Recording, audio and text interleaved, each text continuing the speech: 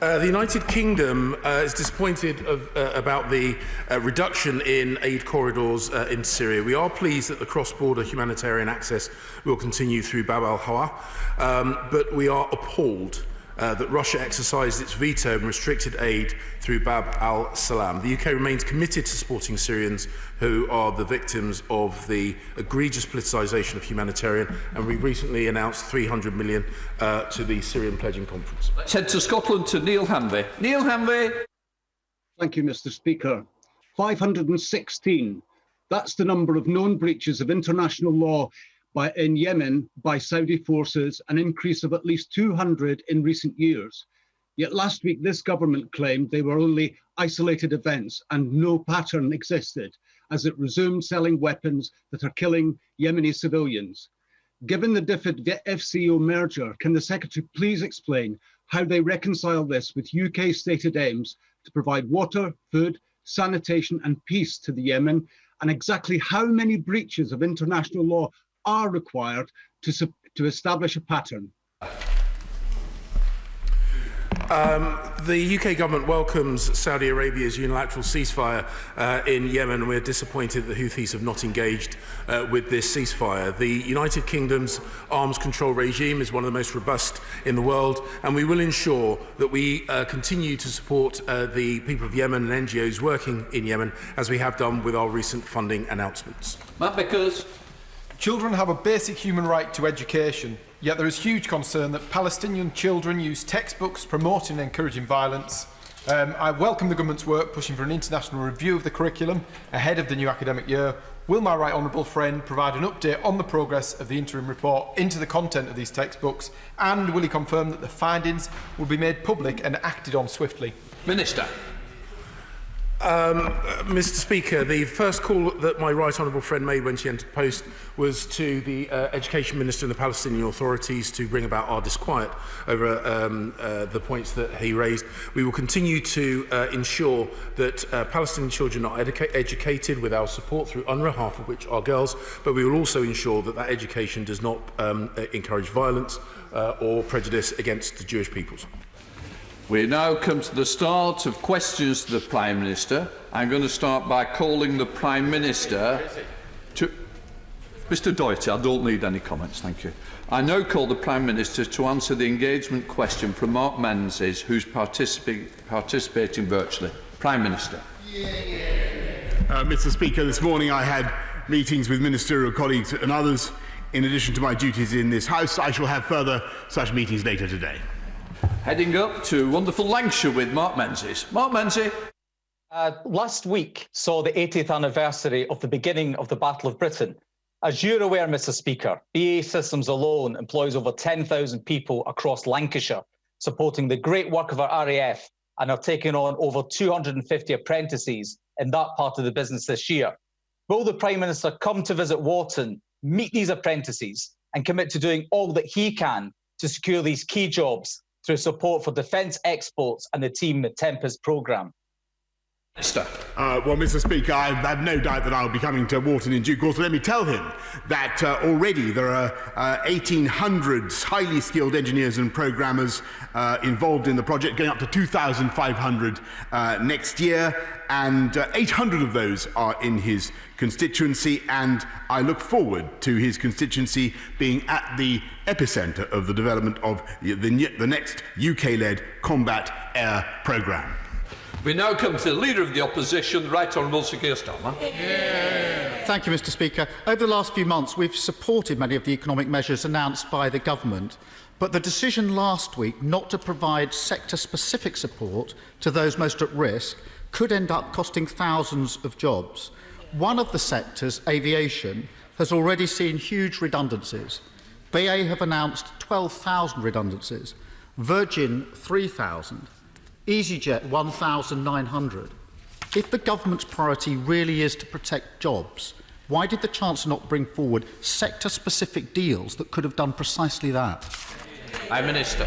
Well, Mr Speaker, no one should underestimate the scale of the challenge that this country faces, and that is why the Chancellor has brought forward a range of measures, which, by the way, he supported last week, Mr Speaker, the job retention bonus, the Kickstarter programme for young people, and we are also doing a huge amount to support the aviation sector. And one of the companies that he mentions, Virgin, has now come out of the Birch process after extremely difficult, but in the end, productive conversations. That's the work of this government, getting on, helping companies through it, helping our people through it. And I may say to Mr. Speaker, he has to work out whether he's going to support or oppose the government's programme to get people back into work. Last week, the Shadow Chancellor said here in this House of Commons, Mr. Speaker, that she supported our programme. This week, he says he opposes it. Which is it? Keir Starmer. This is just such rhetorical nonsense.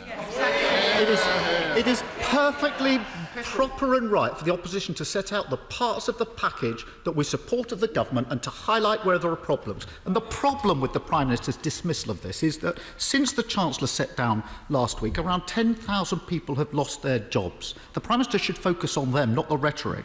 And the OBR yesterday projected 3.5 million unemployed next year. I want to press the Prime Minister further on the situation at BA, a huge employer and the national flag carrier.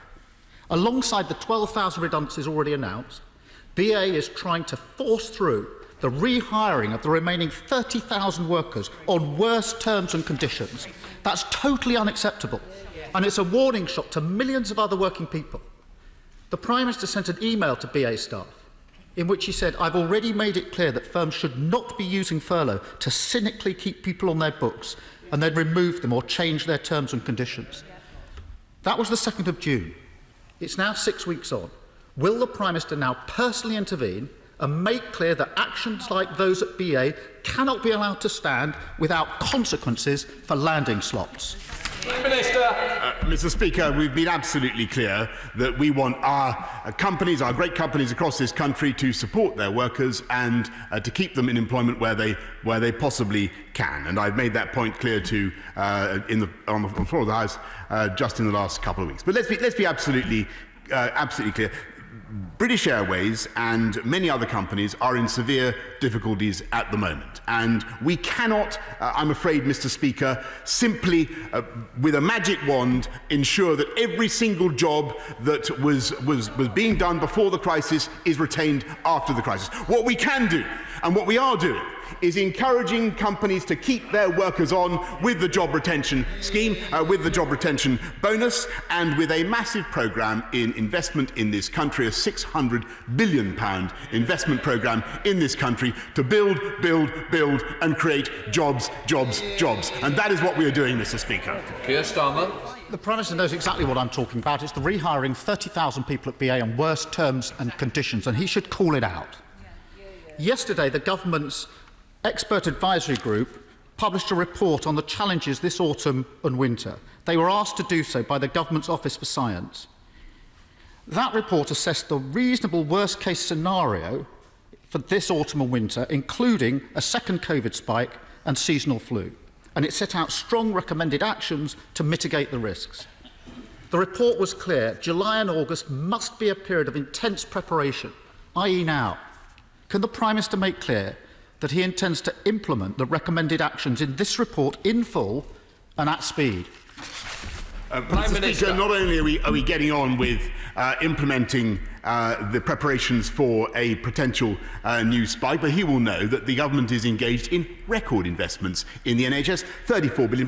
What I think the House may not realise is just in the last year since this government has been in office, there are now 12,000 more nurses in the NHS, 6,000 more doctors, and it was thanks to their hard work, thanks to the hard work of the entire NHS, that we were able to prevent our health service from being overwhelmed this spring, and we will take steps to ensure that it is not overwhelmed this winter as well. Starmer. That's the whole point of this report. It sets out the reasonable worst-case scenario and tells the government what it needs to do about it. So I'm surprised he's not committing to fully implement it. It's vital that the government learns the lessons from the mistakes that have been made and acts now to save lives for the future. One of the key recommendations in this report, commissioned by the Government's Office for Science, is that testing and tracing capacity will need to be significantly expanded to cope with increased demands over the winter. The reality is this: Trace and track is not working as promised as it stands today. The report makes clear it needs to be significantly expanded to cope with the risks of autumn and winter. What assurance can the Prime Minister give that the system will be fit for both purposes in the timeframe envisaged in this report, i.e. by this September? Prime Minister. Mr. Speaker, once again he attacks the test and trace operation, which is working at absolutely unprecedented scale, and 144,000 people across the country, have now agreed to self-isolate to stop the spread of the virus. He keeps saying that the test and trace operation is failing to contact enough people, or failing to get enough people to self-isolate. Actually, they are doing fantastic work. 70% or 80% of the contacts are found, and they are getting through to the vast majority of people who have the disease. And I can certainly give the House the assurance that our test and trace system is as good as or better than any other system anywhere in the world. And yes, it will play a vital part in ensuring that we do not have a second spike this winter. And what I think he should do, instead of knocking the confidence of the country in the test and trace system, now is the time for him to return to his previous script and build it up. That's what he needs to do. Keir Starmer. Mr. Speaker, the problem with the Prime Minister quoting the 70% of people who are contacted and asked to self-isolate is that's gone down. It was 90% just a few weeks ago, and every week it's gone down. So I wouldn't quote the latest figure, looking at the trend. But I have to ask, in light of the last few questions, has the Prime Minister actually read this report that sets out the reasonable worst-case scenario and tells the government what it needs to do about it in the next 6 weeks? Has he read it? Prime Minister. Mr. Speaker, I'm of course aware of the report, and we are of course taking every reasonable step to prepare this country for a second spike. And I may say to the right honourable gentleman, it is up to him really to get behind what the government is doing or not. And he has previously supported our plan. He's previously come to this House and said that he supports our measures. He now says, I think, that he doesn't support them. I think what he needs to do is build up the confidence of the people of this country, cautiously to get back to work, cautiously to restart our economy, which is what we are trying to do, instead of endlessly knocking the confidence of the people of this country, knocking their confidence in test and trace, knocking their confidence in our schools and the safety of our schools, and knocking our confidence in our transport network. Now is the time for him to decide whether he backs the government or not. Keir Starmer. It is perfectly possible to support track and trace and point out the problems. And standing up every week saying it's a stunning success is kidding no one. That isn't giving people confidence in the system. They would like a Prime Minister who stands up and says, there are problems, and this is what I'm going to do about them. Not this rhetoric about stunning success when it's obviously not true. Finally, this afternoon, Prime Minister, I'm meeting the families of the COVID-19 Bereaved Families for Justice group, a group of hundreds of families who've lost loved ones. They say this, and I quote, "We won't let the deaths of our loved ones be in vain, and we won't allow the government to risk a second wave of deaths without learning from their mistakes."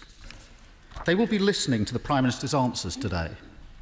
So what would the Prime Minister like to say to them? Prime Minister. Mr. Speaker, I join with, I think, every member of the House in mourning the loss of everybody who has died in this epidemic. And I can assure him and through him the victims and their families that we will do absolutely everything in our power to prevent a second spike in this epidemic. And that's why we're taking the steps that we are. That's why we've set up, as I say, an unprecedented test and trace operation. That's why we are investing massively in our NHS, in our frontline staff, and as I say, in the last year, recruiting 12,000 more nurses as part of a programme to recruit 50,000 more, preparing our NHS for winter. We will do absolutely everything we can to protect our country and to stop a second spike. But what he has to decide is whether he wants to back that programme or not. Because one day he says it's safe to go back to school, the next day he's taking the line of the unions. One day they're supporting our economic programme, the next day they're saying our stamp duty cut is an unacceptable bung. One day they're saying they accept the result of the Brexit referendum, the next day, today, they're going to tell their troops to do the exact opposite. He needs to make up his mind which brief he's going to take today. Because at the moment, Mr. Speaker, looks he's got more briefs than Calvin Klein. We're getting on with delivering on our agenda for the country, getting this country through this pandemic and taking it forward. Can I just say to the Prime Minister as well, we are going to work through the chair. We're not, the audience isn't that way, it's this way. Rob Butler.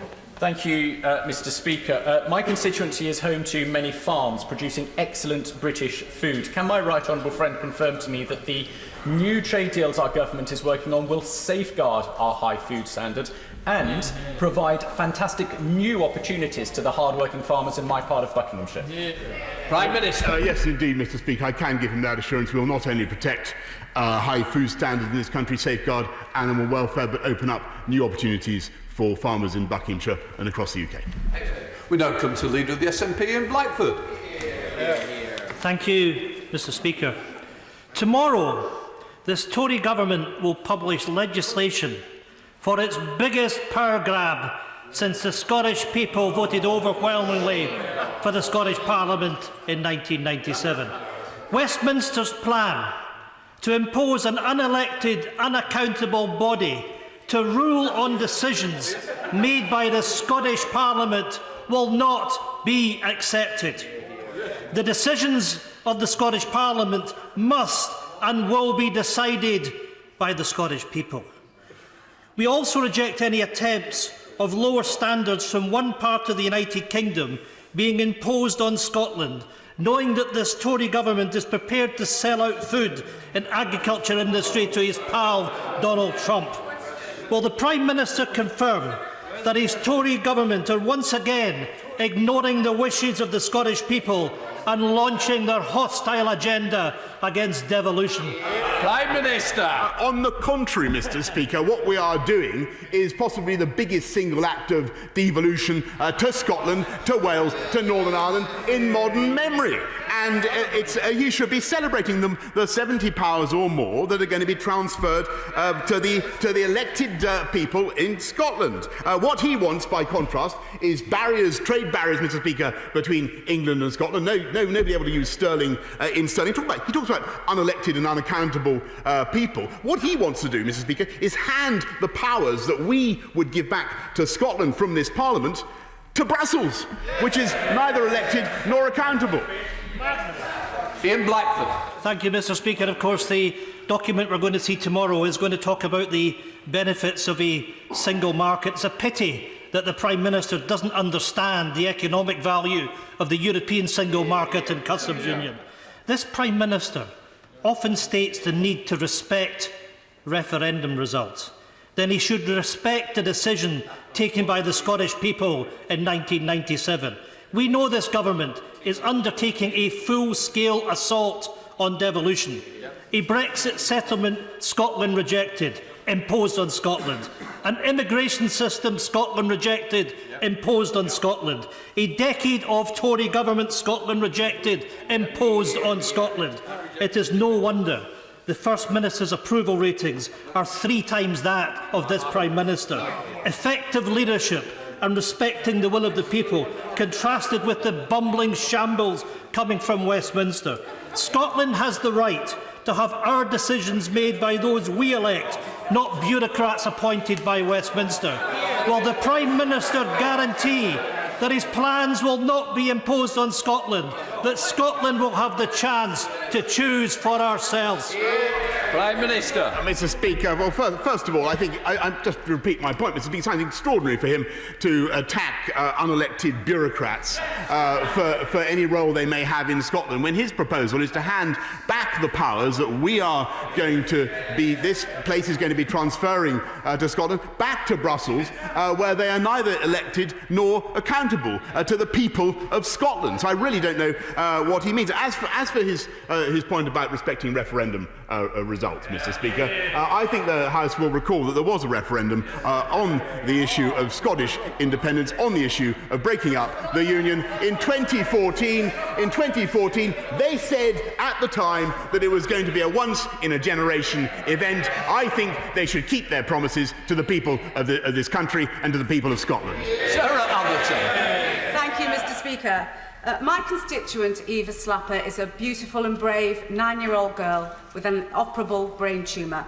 Now, Wrexham has rallied round unbeatable Eva, but with the only suitable treatment option being offered abroad, the family are struggling to make the travel arrangements.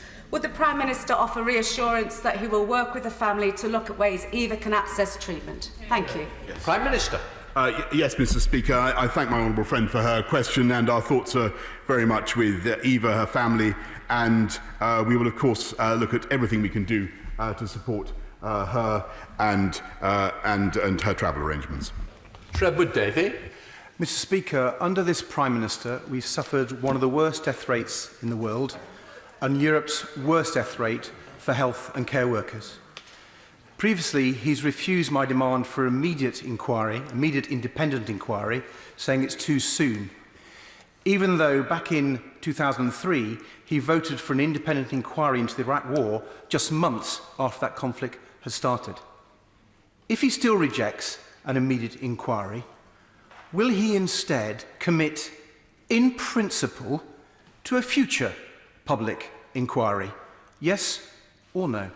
Prime Minister. Mr. Speaker, as I've told the House several times, I do not believe that now, in the middle of combating, still as we are, a pandemic, is the right moment to devote huge amounts of official time to an inquiry. But of course, Mr. Speaker, we will seek to learn the lessons of this pandemic in the future, and certainly we will have an independent inquiry into what happened. Durham Henry.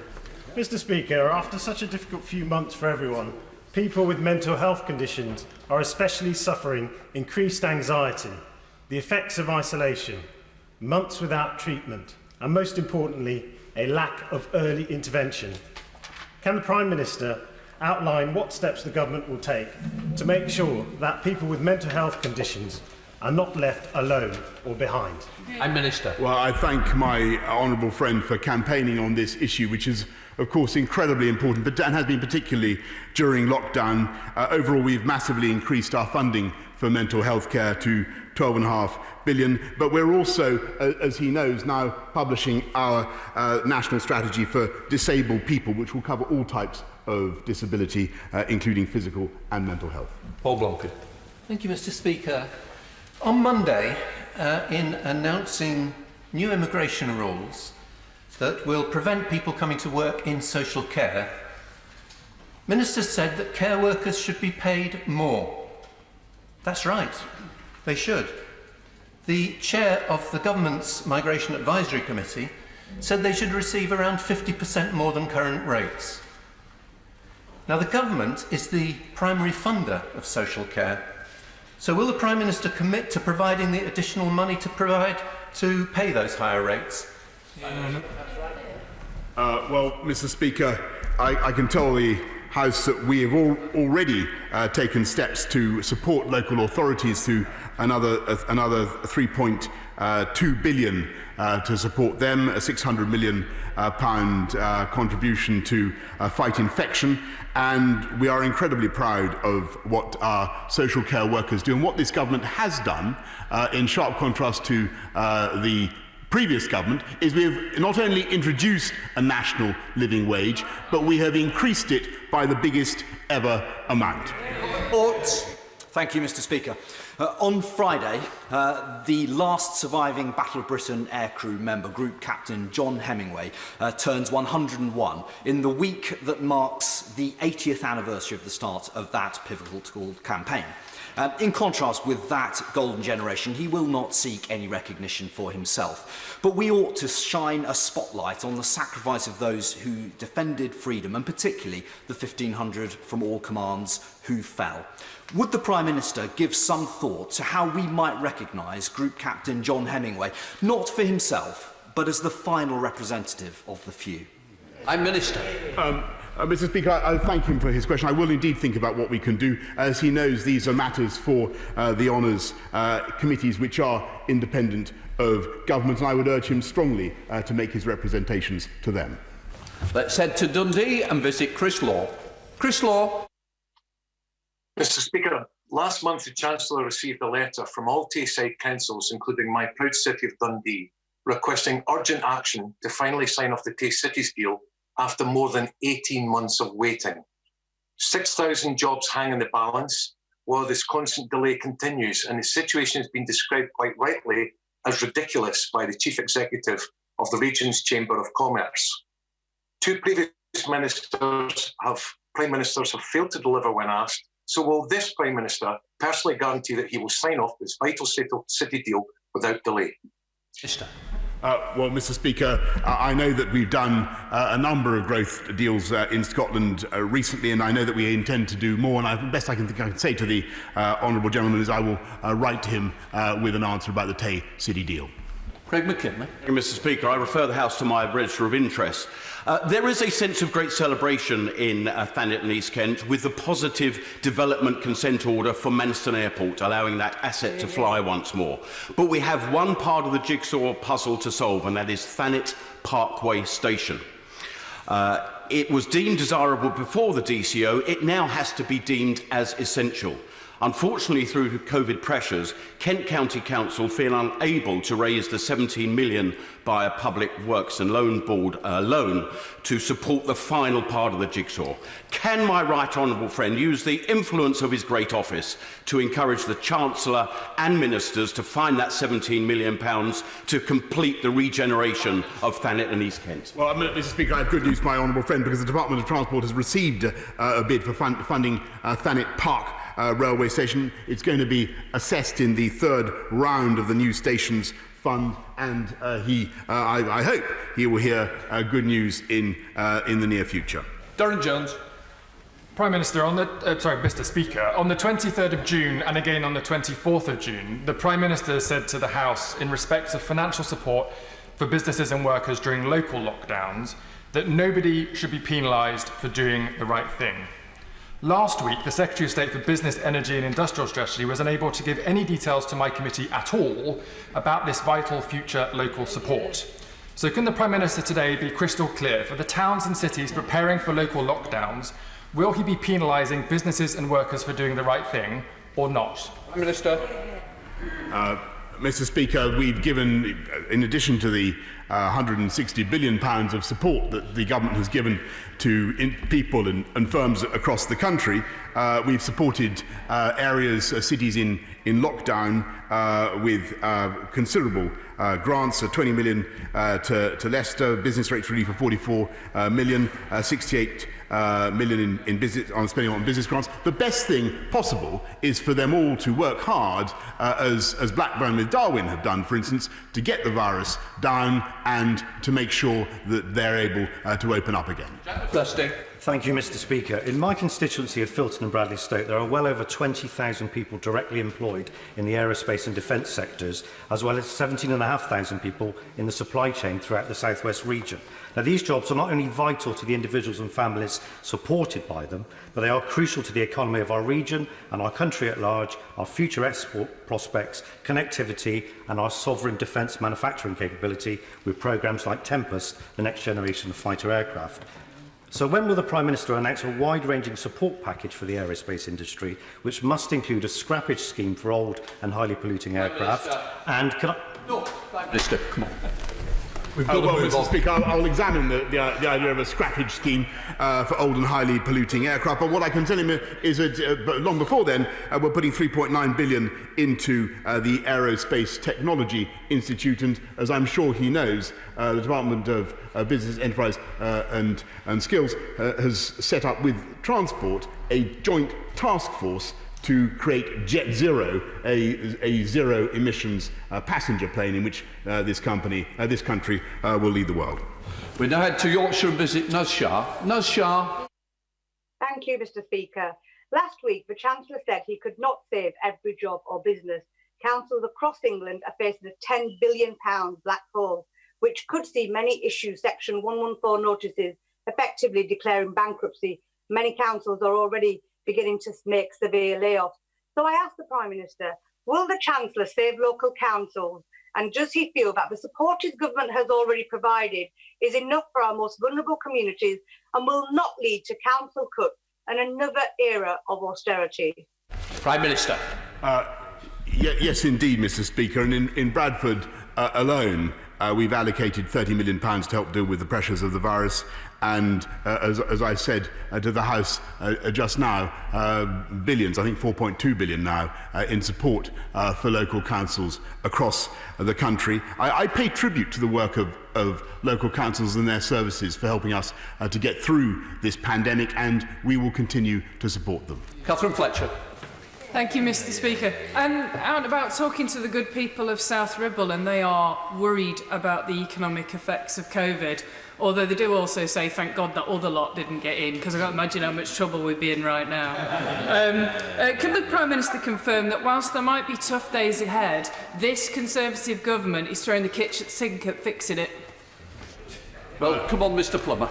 Yes, Mr. Speaker. Not only the kitchen sink, but every part of the kitchen, because we are going to build our way forward, and we're going to be supporting the building of 300,000 new homes a year, and we are going to do everything we can to ensure that we get jobs throughout this country, whether by installing kitchen sinks or any other part of the house. We will take this country forward. Mr. Blaven. Thank you, Mr. Speaker. Can I refer the Prime Minister to the question asked by my honourable friend? Due to a COVID outbreak in Kirklees, we are now an area needing enhanced support. The Council are being brilliant. They're testing all workforces and closing operations. But there is a cost to this, to the business, but also to the worker put on statutory sick pay. So could I ask the Prime Minister to help us in the Council and communities like Batley and Spen? Can we have daily postcode data? And also, can the Prime Minister commit to a package of support so that businesses can close and individuals can do the right thing to benefit all of us? Well, yes, of course, we're committing to sharing as much data as we have with councils so that they can get on at a local level as they have been dealing with the pandemic. And actually, some of them have been doing an absolutely outstanding job, Kirklees in particular. And we will continue to support councils up and down the land as they engage in local action to make sure the whole country can start to get back to work. Heather Wheeler. Mr. Speaker, it's a pleasure to be back. Toyota Manufacturing, based in my constituency, South Derbyshire, is the leading producer of low-emission hybrid cars in the UK. Their aim, like the government's, is to achieve zero emissions from their vehicles. However, would my right honourable friend agree with me that the importance of recognising and promoting the role of hybrids can play in the transition as we move from the vehicles that we have today to zero-emission transport going forward? Minister. Yes, indeed, Mr. Speaker. I think hybrids and plug-in cars can certainly make a huge difference, and they're an important part of our transition to zero-emission vehicles, in which this country, certainly in the battery technology, this country leads the world. Can I welcome the new SNP Deputy Leader, Kirstin Osborne? Thank you, Mr. Speaker. My constituent, Daniel Kaplan, who has just turned 17, has been diagnosed with a diffuse midline glioma, a brainstem tumour. That's a terminal diagnosis and an absolutely crushing one. There have been no new treatments for conditions like Daniel's for 40 years, so no progress in treating childhood brainstem tumours. Will the Prime Minister join me in supporting Daniel's family in their call for a renewed focus on research and for a light to be shone on awareness of childhood brainstem cancers, so that other families in the future do not have to face the heartbreak that Daniel and his family are facing today? Yes, indeed, Mr. Speaker, and I know that everybody will sympathise very much with Daniel Kaplan and his family, and I will do what I can to ensure that she is able to make representations to the Department of Health about ensuring that childhood brainstem cancers are properly understood and properly tackled by this country. Mr. Greenblade. Thank you, Mr. Speaker. Some people are anxious to return to work, and some people find that they're actually as happy and productive at home working as they would be at the office. But does the Prime Minister agree with me that the worst reason for staying at home is to follow blanket government advice that takes no account of safety? And will he commit to revising that government advice urgently? Prime Minister. Well, as I'm sure he knows from studying the government advice, my right honourable friend will see that it is, we say very clearly, it's important that business should be carried on, and that employers should decide in consultation with their workers whether it is safe for their workers to come in, for those workers to come in to work, or whether they should continue working from home. I happen to think that employers in this country have made huge strides in getting our workplaces safe, and that is the message that I think we should all be conveying. Let's head to Livingston and visit Hannah Bardell. Hannah Bardell. Thank you very much, Mr. Speaker. I'm sure the Prime Minister will agree that men who mock women have no place in our society. Yet, according to Baroness Cumbria in her report last week into the hormone pregnancy test Primidos, sodium valproate and vaginal mesh, that is exactly what happened to thousands of women at the hands of some male medical experts. She said that many women were gaslighted and not believed. So will the Prime Minister commit to implementing all of the recommendations in her report? And will he meet with me, Primidos campaigner Mary Lyon, and my constituent Wilma Ord, who suffered as a result of Primidos, to ensure that women are heard and not denied essential care, and those affected get the recompense they are rightfully due? Prime Minister. Well, Mr. Speaker, I'm sure I speak for many members in this House when I say I've had direct representations as a constituency MP from women who have suffered from exactly the conditions that were identified by Baroness Cumbria and her committee, and I can also assure her that this government takes that issue with extreme seriousness, and I have absolutely no hesitation in acceding to her request for a meeting either with myself or with the Department of Health to make sure that she feels that we're addressing the issues in the way that she would want. John Stevens. Thank you, Mr. Speaker. The government wants green energy. The government wants to have security of energy supply. The government wants to boost economic development in the regions. The government wants to encourage apprenticeships and youth employment. The government wants to increase innovation investment and to have a dynamic supply chain. This is all on offer in Cumbria. Will the Prime Minister support, with government financial backing, the building of nuclear power generation facilities in Cumbria? Prime Minister. Mr. Speaker, we believe that nuclear power is a significant potential contributor to our net zero ambitions, and I look forward to working with my honourable friend to ensure that Cumbria continues its long historic tradition as a pioneer of new nuclear technology. Final question, Ellen Hayes. Thank you, Mr. Speaker. It is exactly a week since 18-year-old Donnell Rule was murdered with a knife on the Kingswood estate in my constituency, leaving his family devastated and a close-knit community reeling. It is exactly 2 years since the Youth Violence Commission published its interim report setting out irrefutable evidence for the introduction of a cross-government approach to tackling serious violence. Yet the scourge of knife crime across the country continues. The Youth Violence Commission will publish its final report tomorrow. Will the Prime Minister commit to accept its recommendations and act immediately to introduce a cross-government public health approach to tackling serious violence and stop any more families from suffering such terrible loss? Prime Minister. Well, Mr. Speaker, I know that everybody's sympathies will be with the family of the victim in her constituency, as they're with the families of all victims of knife crime. I think that there are two things we have to do.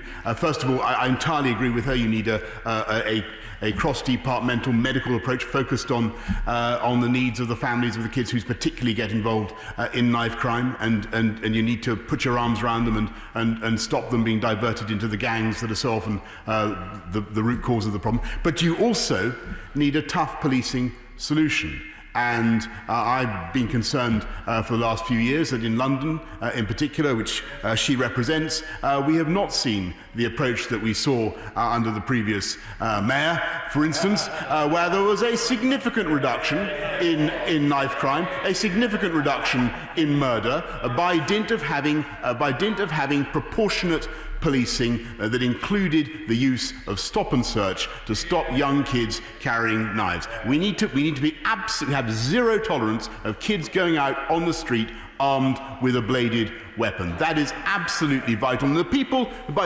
member opposite says shocking.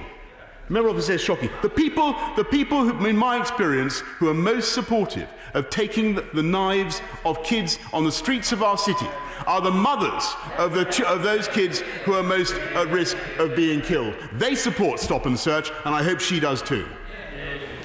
In order to allow the safe exit of honourable members participating in this item of business and the safe arrival of those participating in the next, I am now suspending the House for 3 minutes. Order.